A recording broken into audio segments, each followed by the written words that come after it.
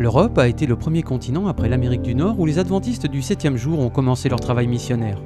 En 1864, le premier adventiste à poser le pied sur le sol européen fut le missionnaire non officiel Michael B. Tchaikovsky. Il a d'abord travaillé dans les vallées vaudoises du nord de l'Italie, puis en Suisse, où, en 1867, il a fondé la première église adventiste hors d'Amérique du Nord, à Tramelan. En 1874, John Nevis Andrews, le premier missionnaire adventiste officiel, arrive en Suisse pour poursuivre le travail de Tchaikovsky.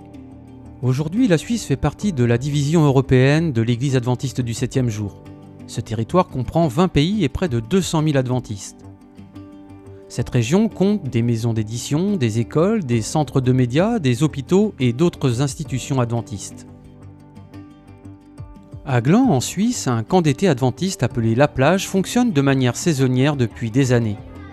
Ce camp a contribué à changer la vie spirituelle des jeunes Suisses. Arnaud est venu en tant que campeur quand il était enfant. L'influence de ce camp l'a inspiré à vivre une vie de service. J'ai quitté la Suisse pour être volontaire en Égypte, à la Nile Union Academy. J'ai passé l'année à enseigner l'anglais et à m'occuper des enfants de l'école maternelle. Je peux dire sans hésiter que cette année a changé ma vie, car je suis revenu avec le souhait d'étudier la théologie. Je suis maintenant étudiant en théologie, ce que je n'aurais jamais envisagé de faire auparavant.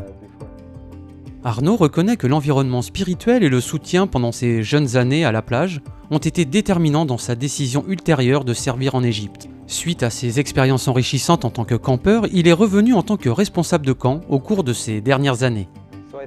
Je pense que cet endroit m'a conduit à de nombreuses autres activités et opportunités qui m'ont amené à être bénévole.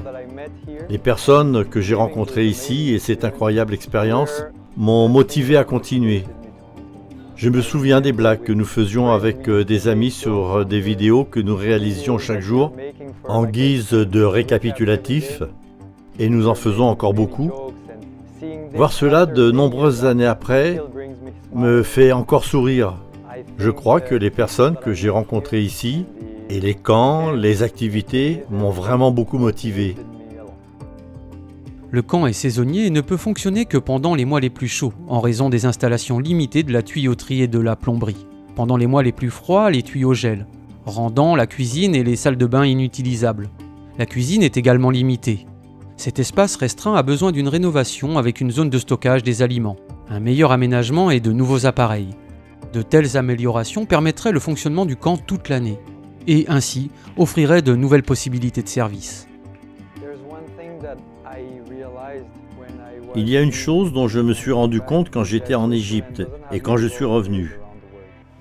La Suisse n'a pas beaucoup de volontaires dans le monde.